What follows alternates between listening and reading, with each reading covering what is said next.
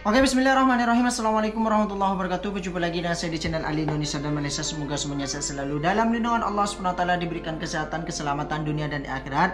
Dan semoga yang nonton video saya sakit dan segala penyakitnya, dan apa yang dicita-citakan tercapai, dikabulkan oleh Allah SWT. Amin amin ya rabbal alamin.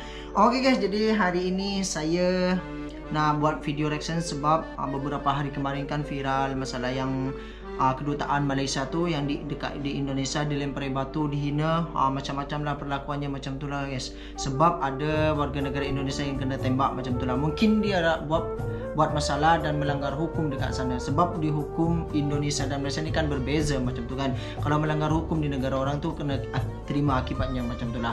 Tetapi kedutaan di Malaysia ini, di Indonesia ini, kedutaan Malaysia yang berada di Indonesia dapat perlakuan yang tidak baik ataupun dihina macam tu lah, dibaling telur mentah macam tu lah, dilempar batu dekat kedutaan tu macam tu. Memang sangat miris lah guys, memang sangat miris. Dan dekat sini saya terjumpa video, salah satu video yang membuat saya merasa miris dan malu macam tu lah. Sebab balasan orang Malaysia kepada Indonesia macam ni.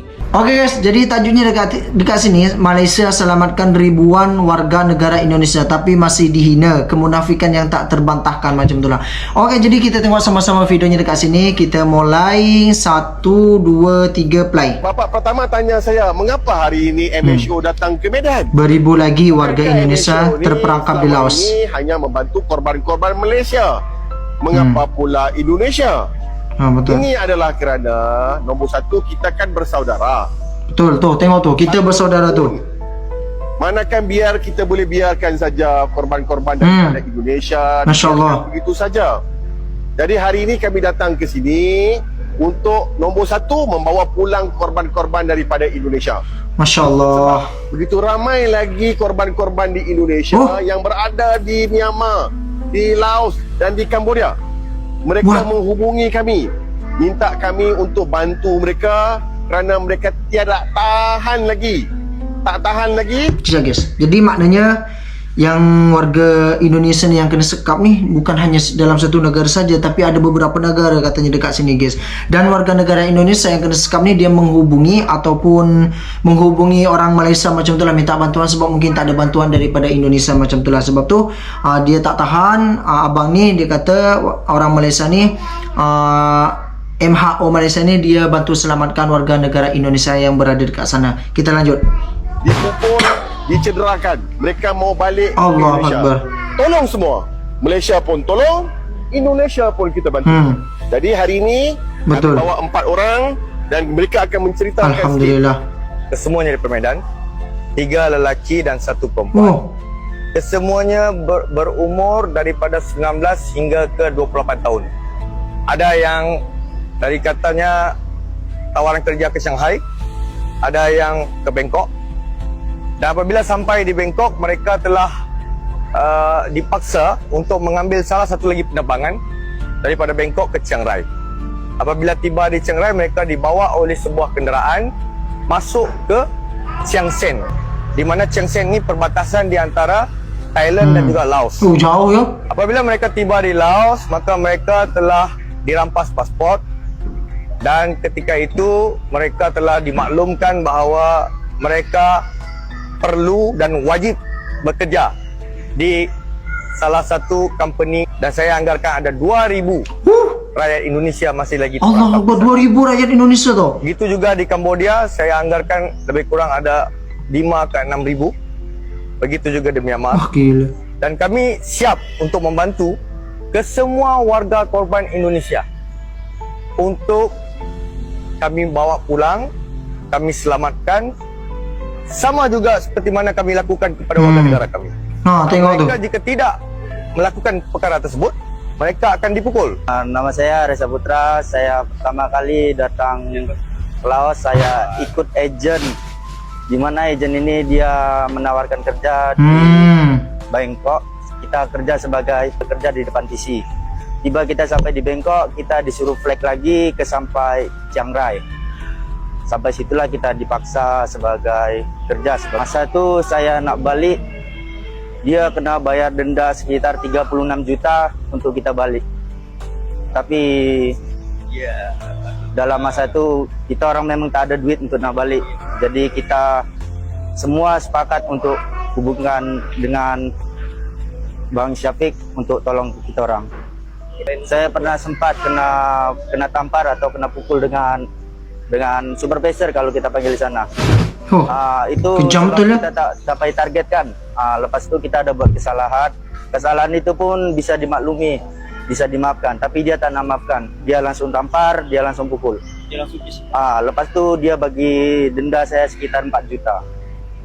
Dia iming-iming gaji besar dengan kerja di depan PC. Lepas itu kerja tak penat. Gaji 15 juta. Tawarannya Sebulan. Di lantai 8 itu ada dalam 200 lebih.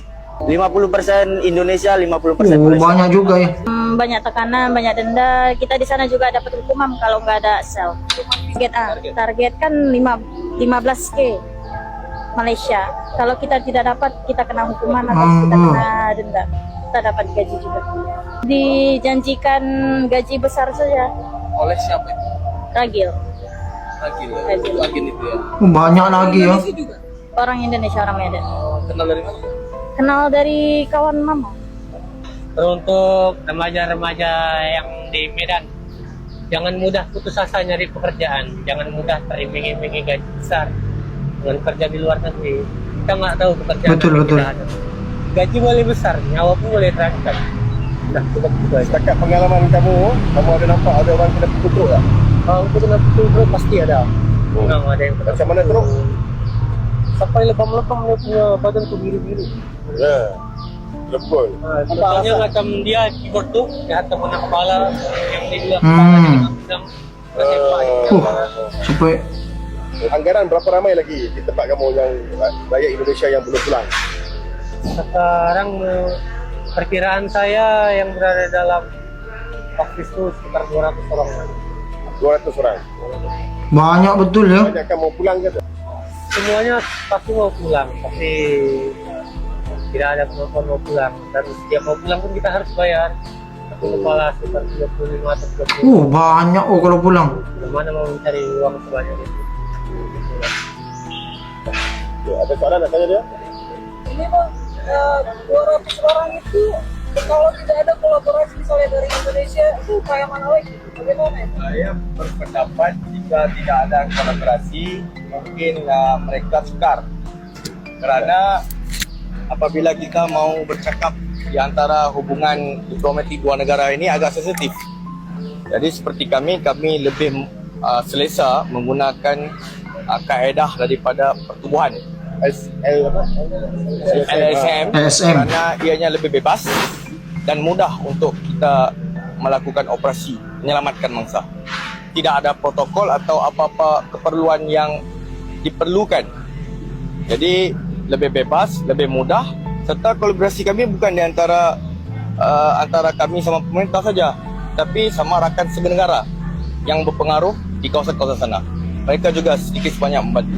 Kebanyakan daripada korban ni tidak ada dana. Mau beli tiket tidak ada dana. Kadang-kadang mau keluar nak tinggal tak ada tempat tinggal, nak transit house. Jadi kita sudah ada Sifu ni, master ni. Master ni dia ada persatuan pertubuhan dan pertubuhannya juga ada LSM dia juga ada di Medan kan? Ada. Apa namanya? Budi Suci? Sapari sana. Okay, jadi jangan risau. Bagi mereka yang tidak ada dana, tidak ada wang mau bayar tiket, ini master boleh tolong bayar tiket untuk bawa pulang seramai mungkin. Jadi sebab itu saya rasa antara yang menyebabkan ramai orang takut nak balik kerana mereka tidak ada wang. Nombor satu, tak ada wang. Nombor dua, pasport dipegang oleh majikan. Dirampas dia punya paspor Nombor kan. tiga, tak ada tempat tinggal sementara nak dapat keluar. Jangan risau. Hubungi kita akan bawa keluar pasport tu. Kita akan ugut lah. Kita ambil itu Negosiasi. Negosiasi keras lah. Ambil itu pasport. Kita ada transit house. Kita ada guest house di sana. Tinggal di guest house tu sementara. Kemudian kita akan minta master ni untuk beli tiket. Sudah beli tiket. Dan kita akan bawa dia pulang melalui Bangkok dan bawa ke sini. Kita akan pastikan lebih ramai pemulangan jika ada yang minta pertolongan. Masya Kita Allah. akan bantu. Jadi sampai hari ini total 20 berapa yang sudah dipulangkan? Secara unofficial sudah 20 lebih. Yang official tadi 4 orang karena kita ada Sidang Akbar. Sebelum ini saya pernah bantu di Miyawadi 13 orang daripada Medan.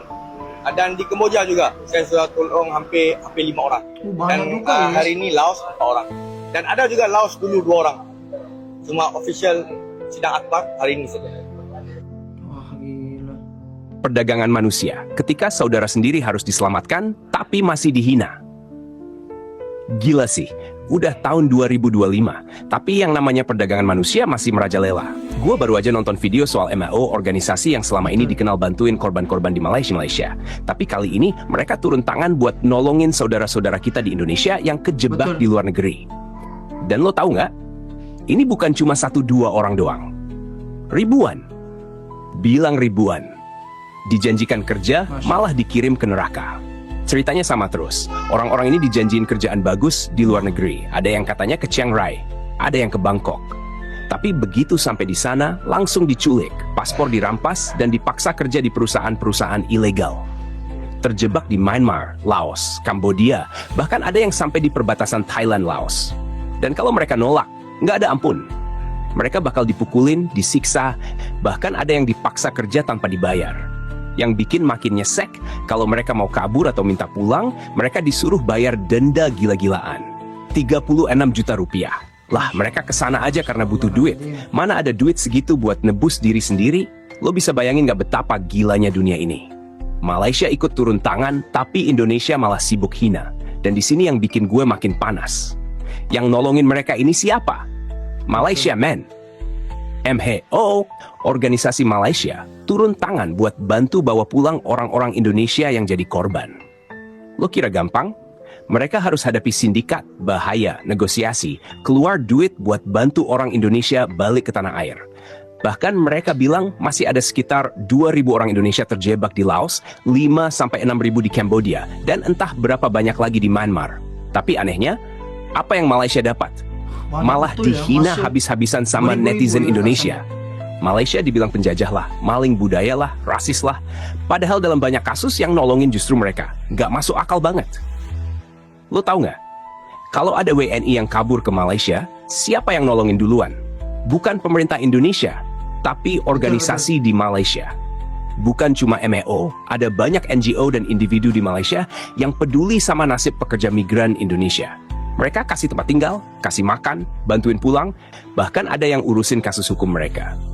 Banyak pekerja Indonesia yang nggak punya dokumen resmi di Malaysia, tapi tetap dikasih kerja, tetap bisa hidup layak. Di sektor konstruksi, perkebunan, restoran, bahkan asisten rumah tangga, orang Indonesia bisa cari makan di Malaysia. Tapi apa balasan dari netizen Indonesia? Malaysia tetap dihina setiap hari. Ironi, Indonesia butuh, tapi tetap hina. Gue nggak bilang Malaysia itu negara malaikat. Mereka juga ada kurangnya. Tapi kalau lo lihat kenyataan di lapangan, siapa yang lebih banyak ngebantu pas rakyat Indonesia dalam bahaya? Pas TKI disiksa majikan, Malaysia tetap yang kasih perlindungan hukum. Pas ada yang kena scam kerja ilegal, Malaysia tetap yang bantu repatriasi. Tapi tetap aja tiap hari ada aja netizen Indonesia yang ngata-ngatain Malaysia. Gilanya, kalau ada yang kena masalah di Malaysia, baru deh pemerintah Indonesia sibuk marah-marah. Malaysia kok begini? Malaysia kok begitu? Tapi kalau ada ribuan orang Indonesia yang disiksa di Myanmar, Laos, diam aja. Nggak ada gerakan apa-apa. Sudah saatnya sadar dan berterima kasih. Gua nggak minta orang Indonesia harus sujud sama Malaysia atau gimana. Tapi paling nggak, hargai usaha mereka. Jangan munafik. Kalau ada orang Malaysia nolongin orang Indonesia, akui dan ucapin terima kasih. Bukan malah nyari alasan buat nyerang mereka. Kalau gak suka Malaysia, ya jangan jadi hipokrit. Jangan hina. Tapi pas susah malah minta tolong. Dan buat pemerintah Indonesia, harus lebih serius lagi lawan sindikat perdagangan manusia. Jangan cuma sibuk ngurus pencitraan doang. Banyak saudara kita yang menderita di luar negeri. Mereka butuh bantuan, bukan sekadar janji kosong di TV. Buat netizen Indonesia yang demen ngata-ngatain Malaysia, coba deh pikir lagi. Kalau nggak ada Malaysia, mungkin banyak korban yang sampai sekarang masih terjebak di kamp kerja paksa. Jangan kebanyakan gengsi, saatnya buka. Oke guys, jadi itu saja kita tengok videonya. Jadi pelajaran yang kita dapat dekat sini, kalau kita nak menghina sesuatu, kita tengok perbuatannya macam itulah. Jadi banyak perbuatan baiknya, tapi cuma gara-gara perbuatan satu saja kesalahan tapi dihina setiap hari macam tu kan. Dekat sini tanpa bantuan orang Malaysia mungkin banyak lagi beribu-ribu warga negara Indonesia yang terjebak ataupun yang masih minta pertolongan dekat sana, dipukul, dipaksa dan diculik. Jadi awalnya di mereka itu diiming-imingi dengan gaji besar, kerja, lepas tu kerja di depan komputer lah, PC apalah macam tu lah, tak penat kerjanya tapi gaji besar macam tu. Jadi itu adalah kuncinya salah satu orang Indonesia yang kena terpancing macam tu kan. Jadi diiming-iming itu saja orang Indonesia tu yang membutuhkan kerja ataupun yang memerlukan pekerjaan atau yang memerlukan duit, itu pasti dia orang tu mau macam tu lah, nak ambil pekerjaan macam tu. Dia orang diiming-imingi gaji besar, lepas tu kerja tak penat macam tu, dia orang langsung ambil macam tu tanpa berfikir panjang ataupun berfikir kedepannya macam mana macam tu kan. Rupa-rupanya mereka sampai dekat sana tu diculik dan dirampas dia punya paspor, diambil